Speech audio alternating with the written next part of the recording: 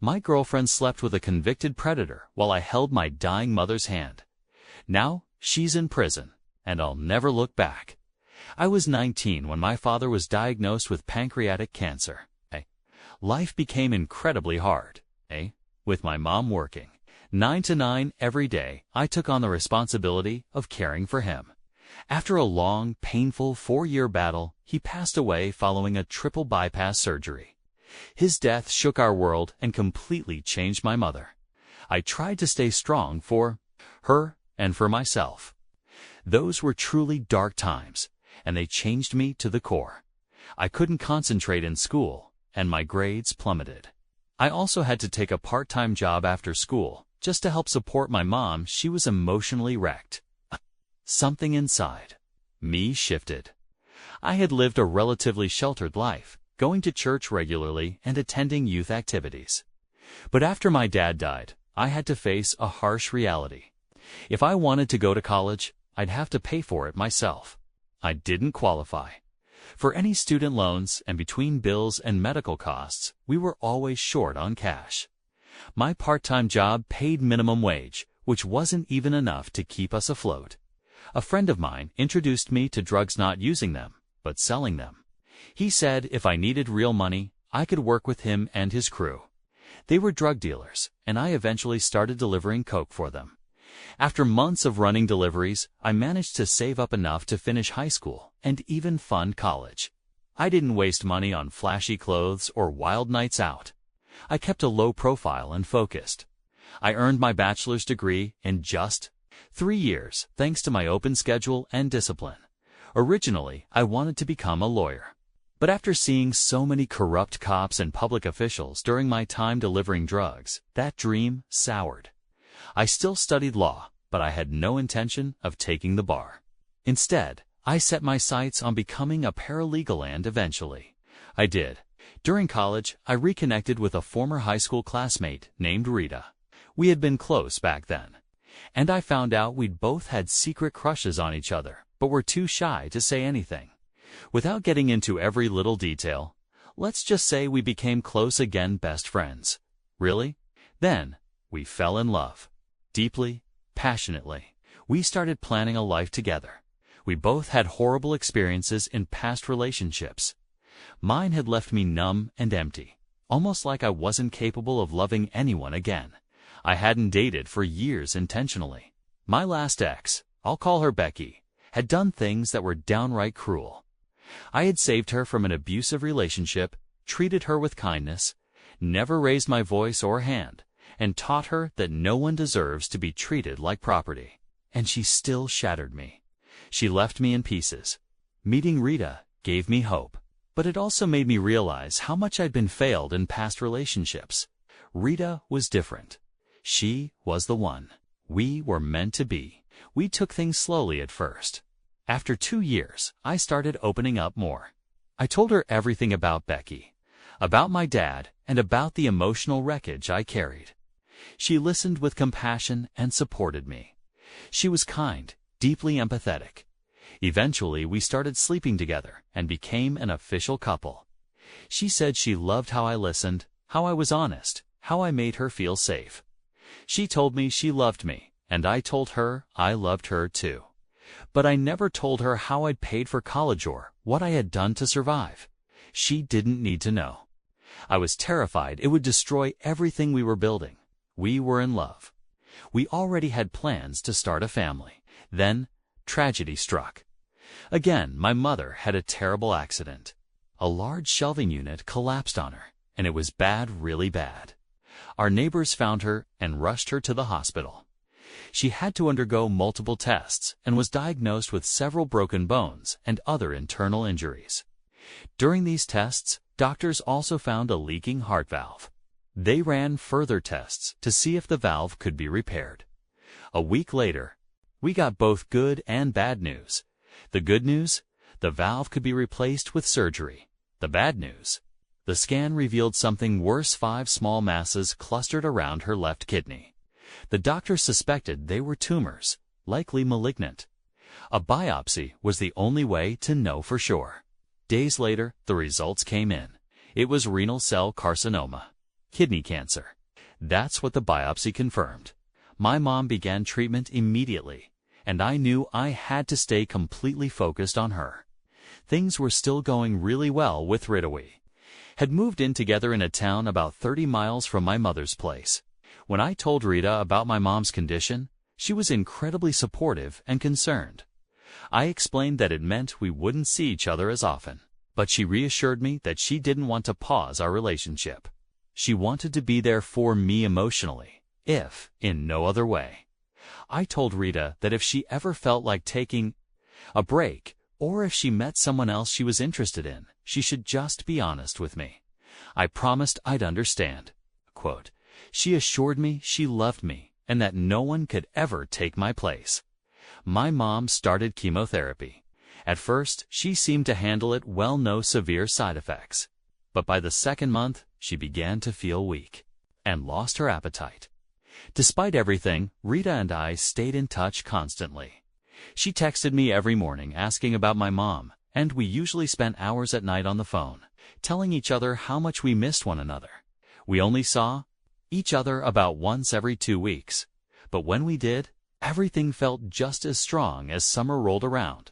My mom's condition began to decline. I encouraged Rita to go out with her friends and enjoy herself. I knew she loved summer activities, even if I couldn't join her. I didn't want her missing out on life because of my burdens. Rita would go out and later tell me all about the goofy things she and her friends did.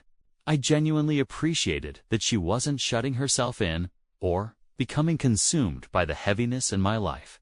She continued to express deep concern and sympathy about my mom. The chemo was working, it was killing the cancer cells, but at the same time, it was draining my mom's strength. I realized the medicine, not the disease, was what was slowly destroying her now. I desperately needed a break, so a group of my mom's friends offered to stay with her for a while and give me some time off.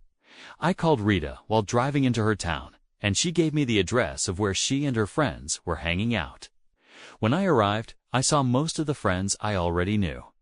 As I walked through the house toward the back deck, I noticed a guy sitting very close to Rita. They were laughing and joking with the group. She introduced me as her boyfriend to the guy. Let's call him Henry. He gave me a firm handshake and said, "I'm happy to meet you." I responded politely, but inside, something didn't sit right. I don't think Rita realized it, but I had an immediate gut feeling about Henry. I'm sure others have experienced that same feeling. You just know something's off, and maybe, because of my past involvement in shady things, I've become more attuned to that kind of energy. As the saying goes, it takes one to know one. Henry felt off. I later learned he was new to the friend group. None of them, not even Rita, had known him for more than a couple of months. To be clear, it wasn't jealousy. Rita had other male friends, and I liked every single one of them. But with Henry, it was different. Something in my gut made me question his character. Still, I pushed the feeling aside, chalking it up to paranoia. I joined the group, talked with Rita and the others, and tried to distract myself. I interacted with Henry in a warm and casual way, all while keeping one eye on him. Rita and I stayed at her place that night before I had to return home. In the weeks that followed, my mom's condition worsened. Rita and I continued to communicate regularly, calls, texts, check-ins. Looking back, I now realize I was the one initiating most of our conversations, but at the time, I didn't notice. I wasn't keeping track. I was just glad we were still connected. Eventually, a few relatives offered to take over caregiving for a day so I could get another break. I decided to visit Rita again and called her while on the road.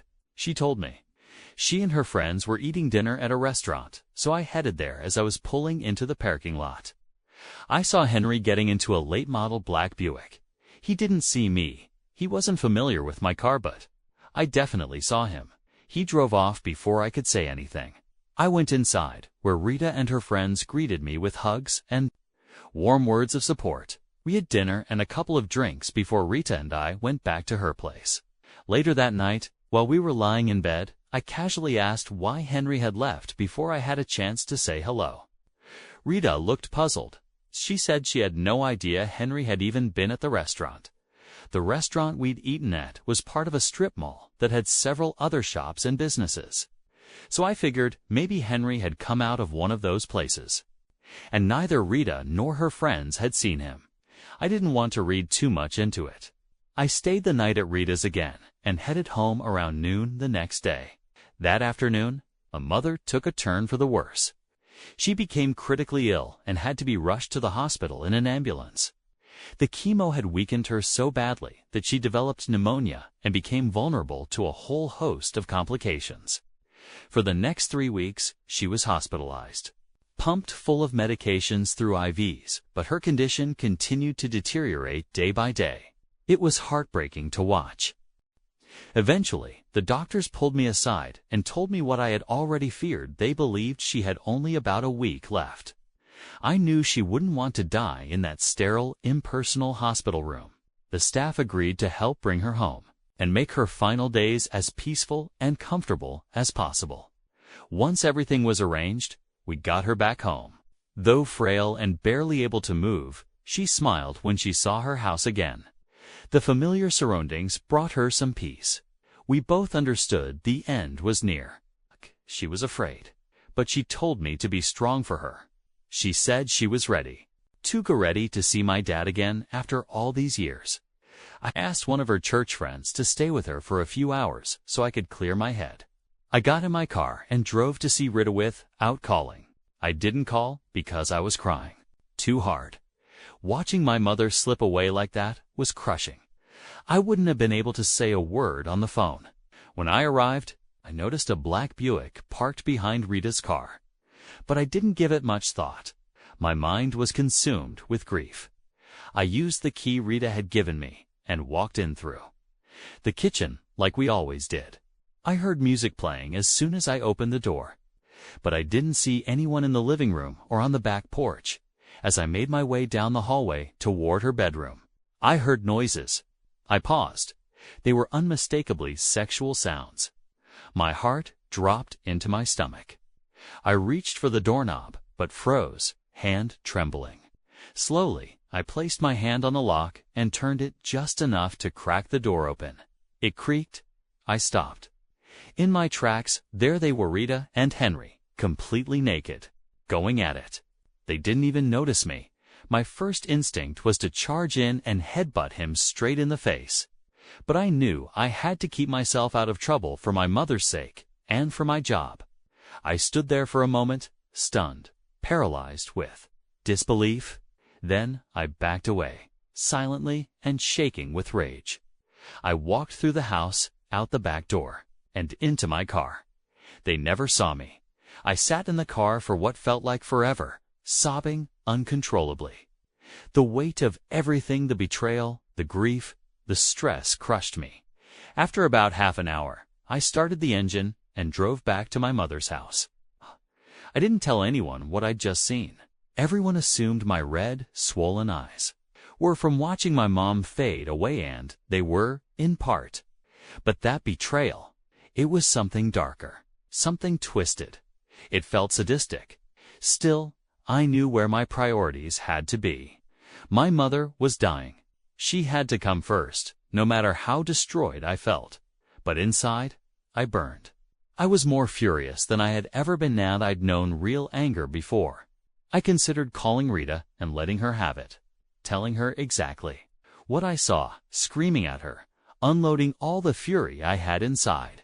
But I didn't, because if she didn't have enough respect or love for me to stay faithful while my mother was on her deathbed, then no amount of yelling would matter. I focused on making my mother comfortable. I curled up in my old childhood bed, exhausted. I cried myself to sleep, woke up crying, and cried again. It was a blur of pain. At some point in the middle of the night, I was woken by my phone ringing. It was Rita. I stared at the screen and ignored the call. The urge to throw the phone against the wall was strong, but I needed to stay grounded. I checked on my mom. She was in a deep sleep, thanks to the morphine the nurses had given her. I texted Rita and told her I was busy with my mother and would call her later. After forcing myself to eat something and take a quick shower, The hospice nurses arrived. They checked her vital signs and quietly informed me that my mother would likely pass within 48 hours. I thanked them, then walked out into the backyard, trying not to completely fall apart. I felt like I was standing in the middle of a storm, helpless. Somehow, I managed to text Rita and told her my mom's condition was about the same. I didn't want to see her. I didn't want to talk to her. I didn't want her showing up.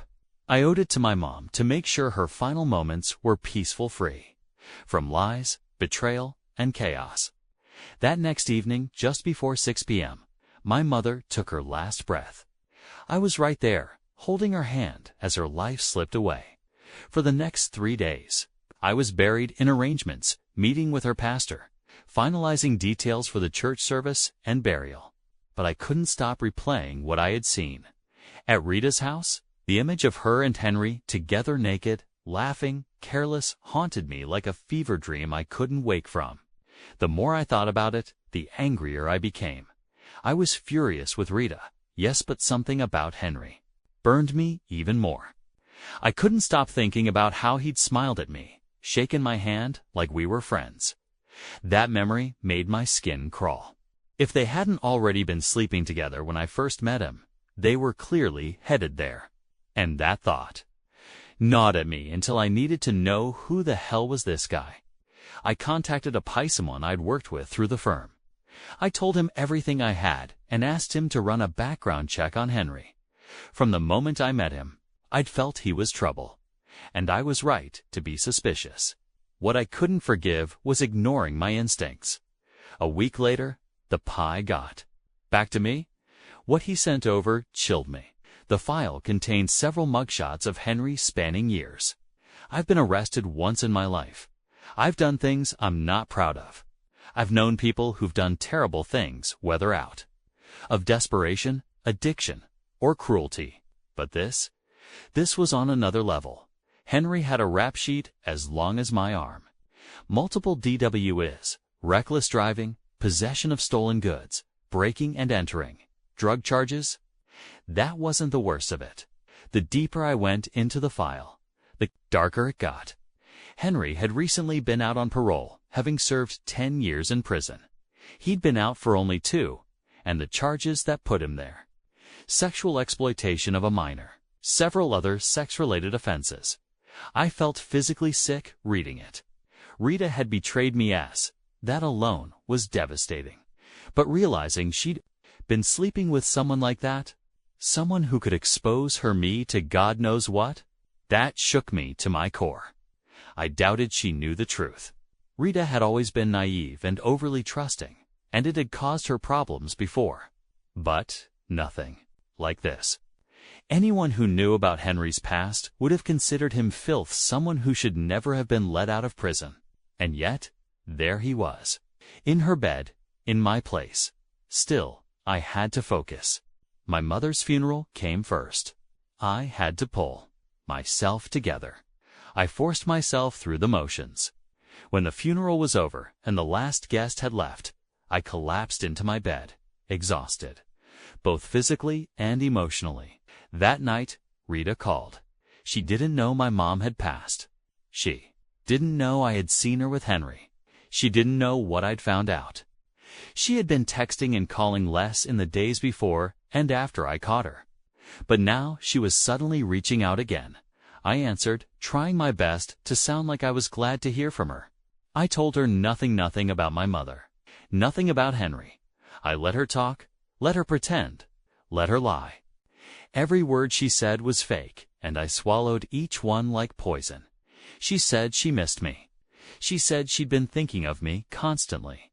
I told her I missed her too, just as convincingly. But the truth, if she had dropped dead right then, I wouldn't have shed a single tear. I had a few weeks of bereavement leave from work. I knew I'd never go back to Rita, but I couldn't shake what she and Henry had done. Whether it was intentional or not, it was cruel beyond belief. I was glad I knew the truth, glad I'd seen it before I got in any deeper, but the betrayal still hurt. And the timing, unforgivable. I wanted revenge, real revenge. I didn't want to scream or confront or even let them know I knew. I wanted to destroy both of them from the inside out and walk away as if I'd never been involved. I contacted HR and filed the necessary Family Medical Leave Act F (MLA) paperwork to extend my time off legally. I wasn't in any danger of losing my job, but I wanted the extra coverage. I had savings to get me through at least 6 months if I needed it. I was going to take my time. Getting to Henry was easy. He was a felon on parole. Any violation, any minor offense, and he'd go straight back to prison to finish the rest of his sentence. But I didn't want that.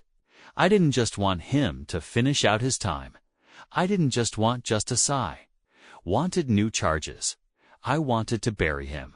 The officer listened carefully, took down the details, and assured me he'd personally review everything and push it forward with the narcotics unit. I nodded, keeping my demeanor cool and professional. But inside, I was burning with quiet satisfaction. I didn't just want Henry off the streets, I wanted him buried so deep in the system, he'd never crawl out again. I had met his parole officer a few times in the past. We weren't strangers, and I knew she trusted me. If I had simply called her and mentioned a concern, she would have immediately opened an investigation. But I didn't want a mere check-in. I wanted undeniable evidence. I wanted it to hit like a hammer. Felons with a record like his weren't supposed to have it easy. I doubted he had a real job. No way someone working legally could afford a newer model Buick and full coverage insurance. That car reeked of dirty money. I started my stakeouts in a car Rita wouldn't recognize. I parked a few houses down the street. Sure enough, Henry's Buick was right in her driveway. I waited patiently, the street quiet under the pale glow of the street lamps. Around 2 a.m., I heard his engine fire up, and I casually followed him as he pulled out and drove off. I kept my distance, careful not to raise suspicion. He eventually parked in front of a beat-down house in a sketchy part of town. Definitely not the kind of place Rita would ever feel comfortable in. He disappeared inside. I jotted down his license plate and parked down the block where I could keep an eye on the place. I eventually dozed off. Around 8 a.m., I grabbed breakfast and resumed surveillance. As the day stretched on, I began noticing a pattern cars pulling up, short visits, people returning within an hour. Either Henry was the most popular guy in town, or he was moving product fast. Coke, heroin, meth, something hard. The kind of stuff that kept customers crawling back within the same day. I took photos and videos of each visitor, each transaction, carefully cataloging everything. I returned each day at the same time, collecting more footage and making detailed notes. Every evening, just before 6 p.m., when I knew Rita got off work, Henry would leave and head straight to her place or meet her at a restaurant. I doubted Rita had ever been to his house. At least, not this one. I had enough to go to the cops, but I wanted one more day. I wanted to make sure I caught him slipping on the final day of surveillance. Around 3 p.m., the steady stream of cars suddenly stopped. Something felt off. About half an hour later, a black Cadillac Escalade pulled up far nicer than anything I'd seen there before. 3 large men stepped out and escorted a middle-aged man from the back seat into Henry's house. They stayed inside for over 2 hours, far longer than any other visitor had. I was sure the middle-aged man was his supplier. I circled the block and got a clear photo of the Escalade's license plate. Back at home, I downloaded all the photos and video onto my computer and compiled a detailed report for days' worth of evidence, names, timestamps, descriptions, license plates, buyer behavior, and Henry's pattern of movement. I printed 38 pages of images showing hand-to-hand deals and returning customers. I backed up the videos to a SIM card, stored safely in a plastic case. It was a complete, clean case, immiscible, time-stamped, irrefutable. But I didn't just want to give the police a good case. I wanted to throw so much heat on Henry that the cops wouldn't stop with him. They'd kick in every door he was connected to. The next morning, I visited the police station in Rita's town. I walked in calmly and asked to speak with someone in the narcotics division. A uniformed officer came out. I shook his hand and handed over one of my firm's business cards. He stared at the card, clearly recognizing the name of the law firm, and asked about two of the senior attorneys listed on it. I knew the name carried weight, heaven, if I never passed the bar. "I've got something you'll want to see," I said. He led me to a conference room, and we made light conversation about mutual acquaintances. Eventually, I slid the folder and the box containing the SIM card across the table. The first few pages outlined Henry's full name, date of birth, criminal history, and parole officer's contact information. The detective flipped through the photos, examining timestamps, faces, addresses, and car tags. I stayed quiet, letting the pictures speak for themselves. By the look on his face, I knew he understood what he had been handed. This wasn't just enough to put Henry away, it was a career-defining bust. Hundreds of thousands of dollars worth of street drugs were likely involved. Potential weapons charges, parole violations, new felonies. He'd seen the case, read the headlines, heard the outrage. When we finally spoke, he looked me in the eye and thanked me. Later that night, when she started acting off, I told myself it was probably because we hadn't eaten much. Yet, I even reminded her how easily alcohol used to hit her. She laughed and agreed, taking another long sip. I smiled and nodded, pretending everything was perfectly normal, as if the sight of her in bed with a convicted sex offender hadn't been burned into my memory forever. We chatted about everything and nothing, old memories, random inside jokes, how strange life had been lately. All the while, I kept my composure. She was loosening up quickly. The alcohol was doing its job. Her laughter got louder, her body language more relaxed, more familiar, more trusting. I let her finish her second drink before ordering a third. The bartender gave me a subtle nod, understanding my earlier request. Another double for her, another mocktail for me. I toasted two new beginnings, and she clinked her glass against mine with a dazed smile. It was all too easy. She kept sipping. I kept smiling, and in that moment, watching her get drunk off her own ignorance. I realized the thing that stung most wasn't the betrayal itself, was how little it had meant to her. While I was holding my mother's hand during her final breath, she was holding Henry. While I was falling apart, she was laughing, wrapped around a predator. And now, here she was, desperate to come back, to slide back into my life like nothing had happened, like I wouldn't notice the stench of lies still clinging to her skin. She finished her third drink, eyes glossy, cheeks flushed. I offered to walk her to the car. She nodded, a little unsteady, and leaned on me as we exited the bar. The night was cool, the parking lot quiet. I opened the passenger door for her, and she slid in with a soft laugh, thanking me. I shut the door, walked around to the driver's side, and climbed in. She asked if we were heading to my place. I told her yes, but in my mind, I wasn't driving her anywhere she thought we were going. This wasn't a reunion. It was the beginning of the end.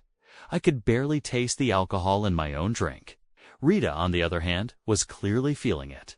She commented more than once on how drunk she felt, while I played the role of the confused lightweight, pretending I barely had a buzz. We ordered a few more rounds, and I made sure her drinks stayed strong while mine remained tame. After a few hours, I paid for our food and drinks, leaving a generous tip like we always did. As we stepped outside, I pretended to receive a very important phone call, something work-related, urgent.